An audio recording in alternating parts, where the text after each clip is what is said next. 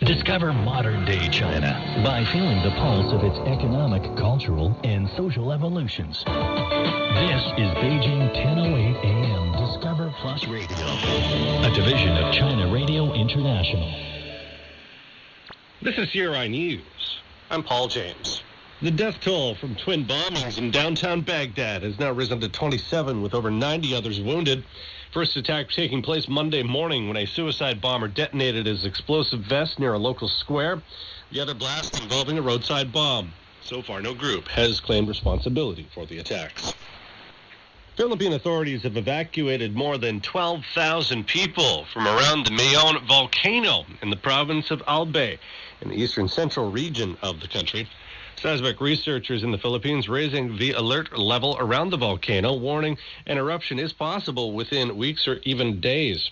Area within a 7-kilometer radius around the volcano has been designated as the danger zone.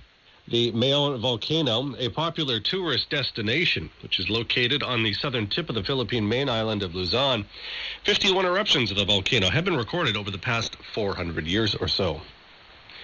The South Korean government says North Korea has agreed to send a 140-member orchestra to the Pyeongchang Winter Olympic Games, which are set to open next month.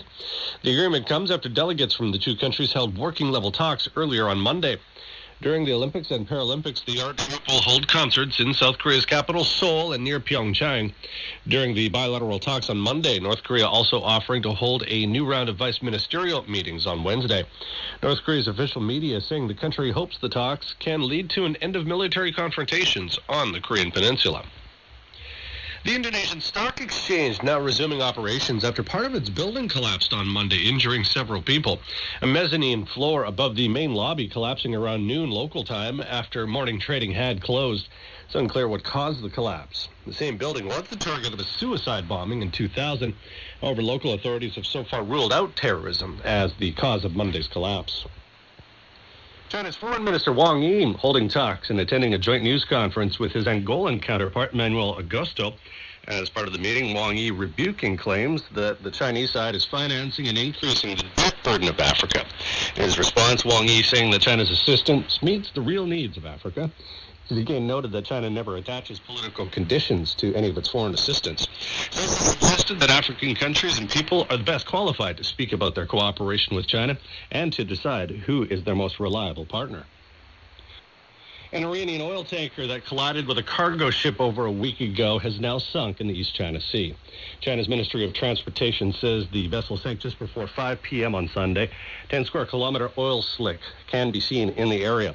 Whether the contamination will get worse is still unclear. Authorities say a blast taking place just hours before the ship sank caused the front of the ship to collapse, flames reaching up to a kilometer high. Accident taking place on January 6th, about 160 nautical miles east of Shanghai. The tanker carrying an ultralight crude oil with 32 crew members on board from Iran and Bangladesh. So far, 3 bodies have been recovered. Austria announcing plans to open a consulate general in the city of Chengdu, capital of Sichuan. This will be Austria's 3rd consular mission in China after the embassy in Beijing and a consulate general in Shanghai. The jurisdiction of the new consulate general would include Sichuan, as well as neighboring Guizhou and Yunnan, as well as Chongqing. The Cuban government says it hopes to set a new record in tourism by receiving 5 million foreign visitors this year. A statement has been made by the country's tourism ministry, which also says that major investments will be made in the tourism sector. Cuba welcoming 4.7 million tourists last year, a 16.5% annualized growth rate. U.S. visitors to Cuba saw a spike since bilateral ties were reestablished under former U.S. President Barack Obama. However, U.S. foreign policy has taken a different turn under U.S. President Donald Trump. Travel restrictions have been reimposed and bilateral ties once again strained. Washington accusing Havana of acoustic attacks on its diplomatic personnel. Investigators from both sides have been unable to prove that accusation. U.S. automaker Ford says it will drastically increase investments in electric cars and roll out 40 hybrid and electric models by 2022. Plan being announced by the company's chair. The Detroit-based company has previously suggested that it plans to invest $4.5 billion to develop electric models by 2020. However, Ford now says this figure will rise to $11 billion. The company also says it plans to produce a hybrid F-150 pickup, its best-selling model. That's the latest from CRI News. I'm Paul James.